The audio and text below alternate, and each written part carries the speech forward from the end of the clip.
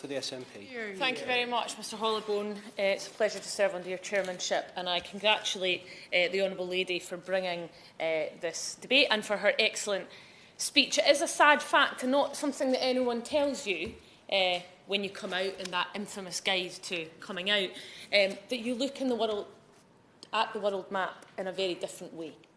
Largely to find out whether the country you're visiting on business or holiday is going to arrest you, torture you or murder you just because of who you love or who you are. And Brunei's strict legal code, as we have heard, mandates death for adultery and sex between men, as well as lashes for lesbian sex and amputation for crimes like theft. It discriminates not just against LGBT people, but particularly women. And it has sparked a tide of condemnation.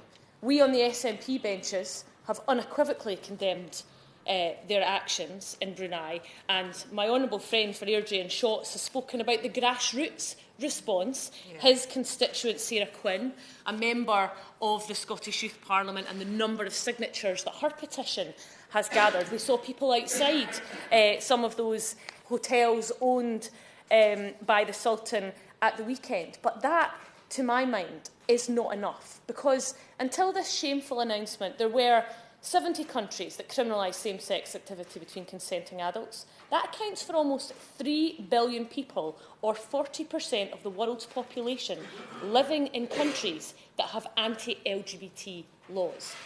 And although, unfortunately, the shambles of Brexit is diminishing the UK's soft power, the UK still has significant power. And I know that the Minister has made strong statements and condemnation, but he and his government have also recently been in Brunei visiting, and in August 2018, Paul Scully, trade envoy to Brunei, Thailand and Burma, visited. He talked about what a successful visit it was, that it gave him great insight into the significant opportunities which already exist within Brunei's economy. So I hope that the Minister can give us a sense and some comfort that he will use his power to make sure that a very strong message is sent, because we know that whatever happens with Brexit, the UK is going to be flailing around potentially looking for trade deals, and those trade deals cannot come at the cost of our values.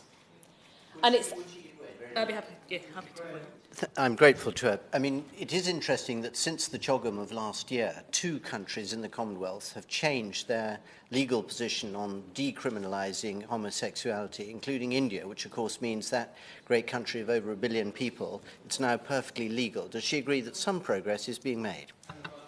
I absolutely do agree with the honourable gentleman. I think it's hugely important. So we must be in no doubt that we have the opportunity to bring about change and to exact influence. And I think the honourable member for Bristol West, spoke of some very specific things that we could do: freezing assets, recovering honours, recalling ambassadors, suspending Brunei from the Commonwealth. And I absolutely endorse that.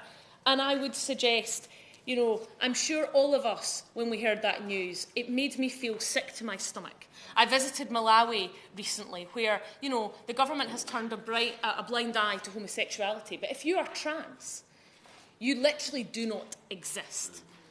And there must be changes in those countries, and we must do everything we can. Well, and we know... Yes, I'll be happy to go. She mentions the Commonwealth and the possible remedy of suspension. Of course, no country has actually ever been expelled from the Commonwealth, but countries have been suspended for a violation of democracy and the rule of law. Does she agree with me that what's happened in Brunei is every bit as serious as that, and that we must keep that up our sleeve as the ultimate sanction, suspension or expulsion from the Commonwealth? I absolutely agree with her. In the very brief time that I have left, I want to refer to countries like Qatar, who have been, in my view, illegally awarded major sporting championships. They're going to be hosting the World Cup. Now, Scotland are not going to be in the World Cup, the Men's World Cup. England are. What kind of message would it send if England decided to take a stand and say, we're not going to go to that country, we're not going to go to that competition.